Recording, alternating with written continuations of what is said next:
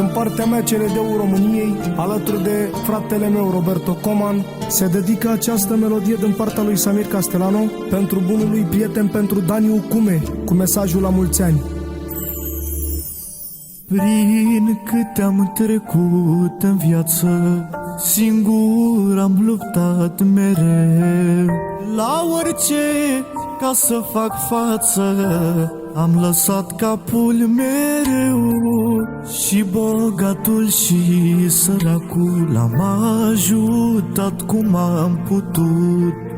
Și n-am dat în cap la nimeni, chiar și când am fost căzut. Așa sunt eu, învingător, toată viața n-am cum să mor. Am tras pentru familia mea, așa voi fi toată viața.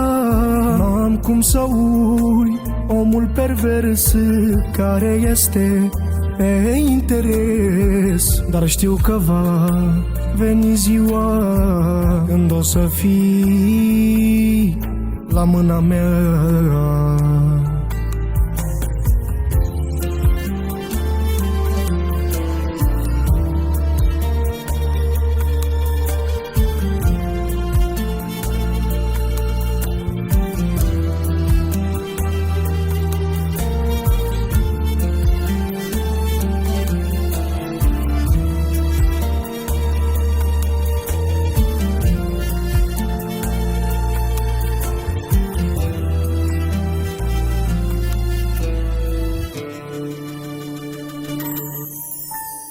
Pe mulți care am ajutat au plecat de lângă mine, și când era la pământ ați uitat cu toți de mine.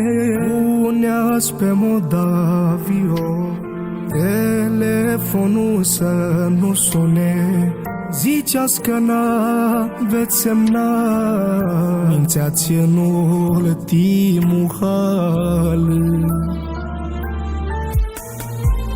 Așa sunt eu, învingător, toată viața n-am cum să mor. Am tras pentru familia mea, așa voi fi toată viața.